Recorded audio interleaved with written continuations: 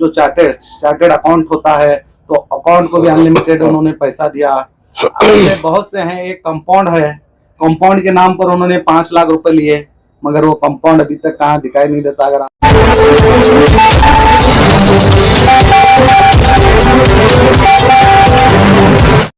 You TV news में स्वागत है आप सभी दर्शकों का। मैं आपके साथ मोहम्मद यूसुफ। आज हम कांग्रेस माइनॉरिटी अध्यक्ष शकील बागमारी साहब पास पहुंचे हुए हैं कि आप देख रहे हैं कि सोशल मीडिया में जो आलमगिरी मस्जिद और आलमगिरी हॉल कमेटी को लेकर जो बीजापुर सिटी में जो विवाद चल रहा है, इसी सिलसिले में हम बात करेंगे।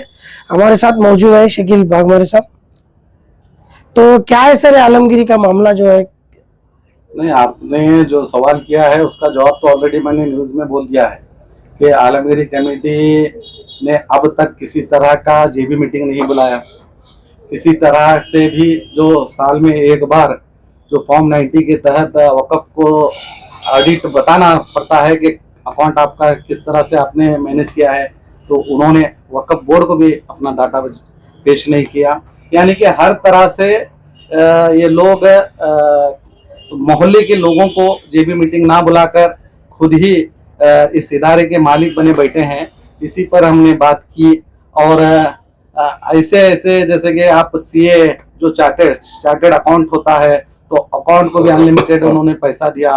ऐसे बहुत से हैं। एक कंपाउंड है, कंपाउंड के नाम पर उन्होंने 5 लाख रुपए लिए, मगर वो कंपाउंड अभी तक कहाँ दिखाई नहीं देता। अगर आपको दिखाई देता है तो मुझे भी दिखाई है कि यहाँ पर एक नया कंपाउंड बना है, तो आप भी दिखा सकते हैं। तो ऐसे छोटे मोटे बहुत हैं। अगर मैं बोलने बैठूंगा तो समझिए कि 4-5 घंटे इनके लिए जाएंगे। लेकिन मुझे किसी से जाति दुश्मनी नहीं है, ना किसी कमेटी से, ना किसी मेंबर से। मेरा सिर्फ ये मकसद है कि जो वक्फ इदारे हैं, जो वक्फ इदारों की जो प्रॉपर्टी है, जो आमदनी हो रही है, वो सही रास्ते पर लगे।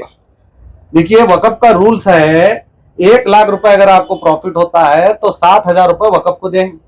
बाकी जो बचा हुआ है आप उसमें से 30% ऐसे लोगों को दे जो वाकई में आपके मोहल्ले में जरूरतमंद हैं।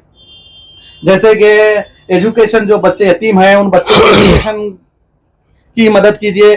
कई बच्चों की शादियां नहीं, उनकी शादियां की मदद कीजिए। यानी कि हर तरह से लोगों को मदद करके हमारे कम्युनिटी में जो बिछड़े हैं, नीचे तबके के लोग हैं, उनको बढ़ाने का काम करें। मुझे बताइए, ऐसा कहीं आपने सुना है कि आलमगिरी हॉल हो? तो मैं अन्य हॉलों की भी बात करूंगा जहां पर आमदनी ज्यादा है कि इन लोगों ने इतने बच्चों को एजुकेशन दिया। हाँ, इतने ये आप, मैं एक बात बोलना चाहूंगा, दुनिया सब परेशान थी वक्फ से। ये जो लॉकडाउन आया था कोविड-19 के मौके पर, बताइए किस इदारे से, इसी आलमगिरी से कितने घरों को राशन किट गया? क्या आपने कभी सुना है?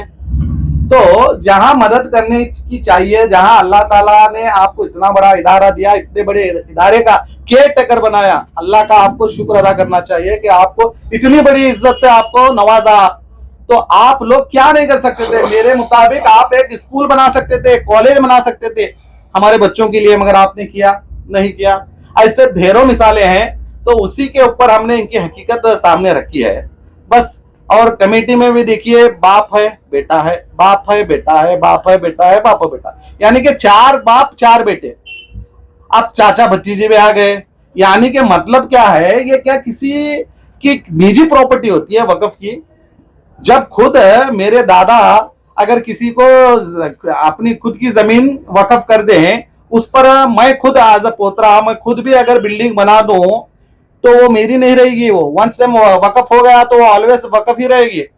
तो उस पर मैं खुद भी अपनी ये प्रॉपर्टी मेरी है करके मैं क्लेम नहीं कर सकता, जबकि ये तो वक्फ प्रॉपर्टी है।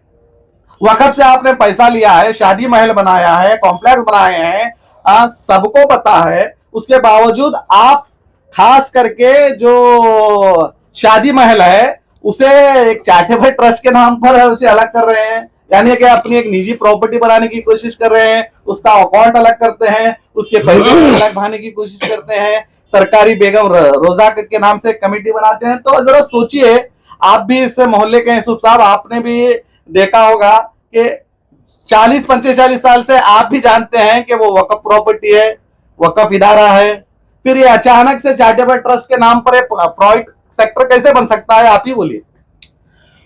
तो हाँ, चंद लोगों का आरोप है कि सिर्फ शकील बागमारे ही की आवाज उठा रहे, बाकी लोगों को नजर नहीं आ रहा क्या? देखिए, ये सवाल भी अच्छा है और इसका जवाब सिर्फ इतना ही है, जिसमें दम है वो आवाज उठाएगा। जो अल्लाह को डरता है और अल्लाह के सिवा किसी को नहीं डरता, वो आवाज उठाएगा। देखिए, अल्लाह ताला ने, हुजूर सल्लल्लाहु अलैहि वसल्लम ने भी फरमाया है, अगर कहीं गुनाह हो रहा है तो आप में ताकत हो तो उसे रोको, नहीं हो ताकत आप में नहीं है तो कम से कम अपने दिल में तो रोकने की कोशिश करो। मैं समझता हूं कि अल्लाह ने मुझे ताकत दी है, वो कितना भी बड़ा जालिम क्यों ना हो, मैं लड़ने के लिए तैयार हूं। तो मैं अपनी कोशिश कर रहा हूं ताकि कौम के इदारे बचे। और आपको यह भी बता दूं कि मैंने सिर्फ वक्फ के मामले में मुद्दा नहीं उठाया, मैं इससे पहले आप देख सकते हैं, मैं एजुकेशन के मैदान में भी कई बड़े बड़े इदारों के साथ मैंने टक्कर ली है। ये कोई वक्फ मेरे लिए मामूली नहीं, इससे बड़े बड़े कॉलेज जो है मैं उनसे भी टक्कर ले रहा हूँ, एपिसोड वाइज बढ़ रहा हूँ। अभी मैं इनका एपिसोड नहीं किया और नसीब मानिए कि मैं इनका नाम भी अभी शामिल नहीं किया। मैं बोल रहा हूँ ना, मेरी इनसे किसी से भी जाति दुश्मनी नहीं है, ये सब हमारे अपने हैं। मैं यही कहना चाहता हूँ, बस तौबा कर लीजिए, जो भी गलती हो गई है माफी मांग लीजिए और अच्छे काम कीजिए। अब तक जो भी आपने काम किया वो पूरा मोहल्ला जानता है, आप मुझसे मत पूछिए, मोहल्ले वालों में भी एक सर्वे कराइए आप, ये पूछिए जो शकील बागमारे ने इस मुद्दे पर आवाज उठाई है, क्या ये सच है या गलत है, एक सर्वे कीजिए आप। मोहल्ला आपके करीब है, आप मोहल्ले के रहने वाले हैं, आप भी यहाँ पर पूरी जिंदगी गई आपकी। आप पूछिए कि ये आलमगीरी के इदारे पर जो बात कही जा रही है, जो कमेटी पर इल्जाम लगाया जा रहा है, क्या ये सही है या शकील बागमारे इसे खामखा इसे टारगेट बना रहे हैं, पूछिए, आपको पता चलेगा। और मैंने यूं ही आवाज नहीं उठाई, कई लोग 1 साल 1.5 साल से मुझे आकर बोल रहे थे, साहब ऐसा हो रहा है, साहब ऐसा हो रहा है, साहब ऐसा हो रहा है। फिर जब मैंने आरटीआई में इसके बारे में जानकारी मांगी तो मुझे ऐसे ऐसे चीजें सामने आए कि मैं ही हैरान रहेगा। फिर जब मेरा फर्ज भी बनता है, एक एज अ जर्नलिस्ट फर्ज बनता है, एज अ माइनॉरिटी अध्यक्ष फर्ज बनता है और एज अ मुस्लिम भी फर्ज बनता है कि मैं आवाज उठाऊं। जब मैं आवाज उठा सकता हूं तो मैं भी खामोश रहूंगा, तो आपने जो सवाल किया औरों में और मुझ में क्या फर्क रहेगा।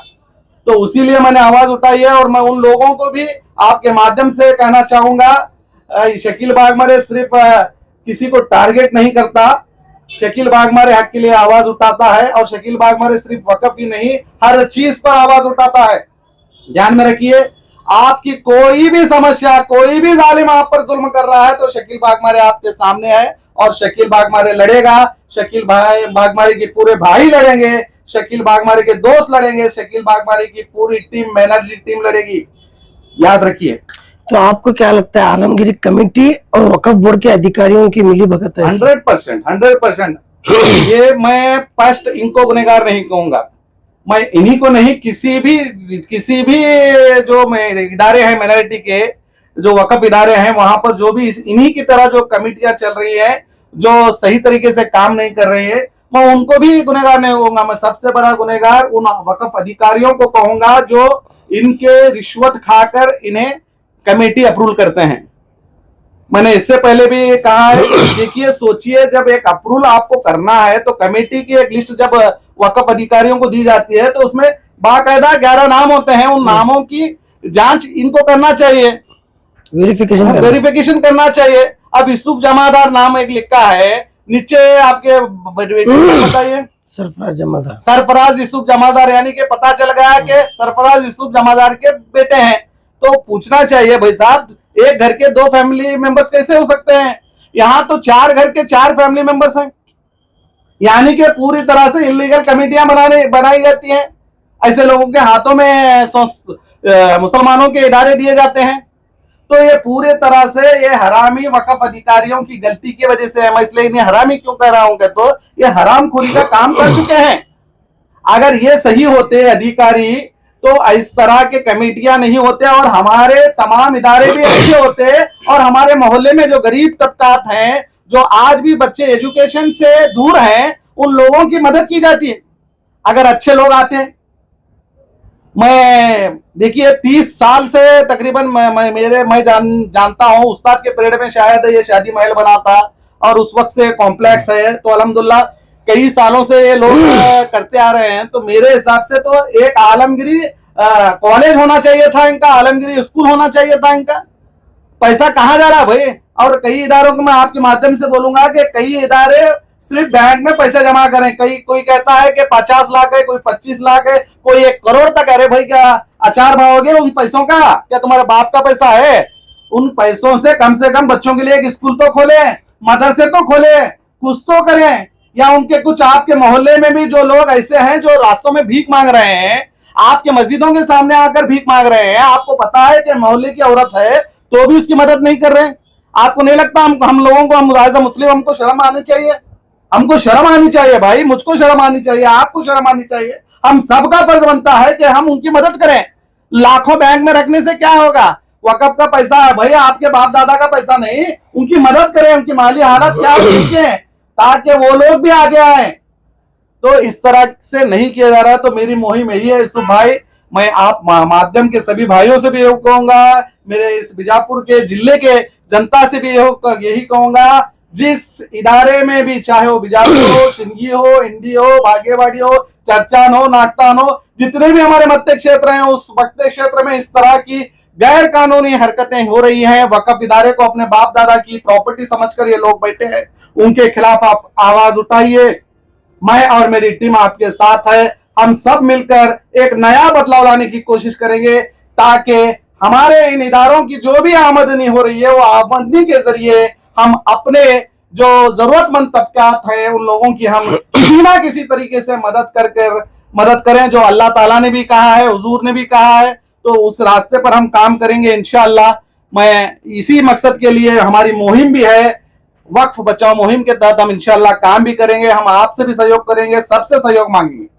तो अभी आपका आगे का कदम क्या होगा? एक कमेटी डिसॉल्व करके नया कमेटी बनाएंगे? ये काम मेरा नहीं है। मैंने एलिगेशन की ये लोगों से पहले आरटीआई के जरिए मैंने दस्तावेजात मांगे।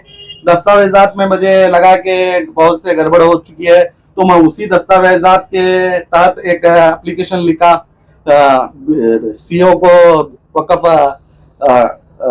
बेंगलुरु वक्फ को। तो फिर उसके ऊपर कमेटी ने डिसाइड किया कि वाकई में, क्योंकि दस्तावेजात उन्हीं के थे, तो वाकई में यहाँ पर घोटाला हुआ। और इससे भी पहले आपको बताता हूँ, ये मैंने एक ही एलिगेशन नहीं की, इससे पहले भी कई लोग इन्होंने एलिगेशन की, उस एलिगेशन को, हमारे एलिगेशन को, मगर उन्होंने सिर्फ एलिगेशन की थी, मैंने दस्तावेजात लगाए थे। फर्क इतना है, आप आरोप लगाना अलग है, आरोप के साथ आपको प्रूफ भी देना चाहिए ना। तो मैंने दस्तावेजात के तहत प्रूफ दिया था, तो एक्शन हुई। As a minority district president है, मेरा फर्ज होता है कि मैं भी आवाज उठाऊं, कौम के इदारे बचाना हमारा फर्ज है। तो मैंने खुद मेरे लेटर पैड पर भी उनको दिया था, तो उस पर वो देखते हुए एक मीटिंग में सीओ साहब ने पास किया कि सच में यहाँ पर गड़बड़ हुई है। और पहले भी जो लोगों ने एलिगेशन किए थे वो भी बाकायदा वक्फ अधिकारियों के पास लिस्ट होती है कि किस इदारे पर कितने एलिगेशन आए हैं। तो उन सभी को मद्देनजर देखते हुए उन्होंने एडमिनिस्ट्रेटर को लागू किया है। अब एडमिनिस्ट्रेटर का काम हुआ है कि वो सही तरीके से इनका ऑडिट चेक करे और ऑडिट हो। बाकायदा बेंगलुरु से लोग आए, मैंने मेरी न्यूज में भी कहा है, जो सीईओ माज अहमद खान साहब हैं, तो उनसे मैंने भी रिक्वेस्ट किया है कि आप आए।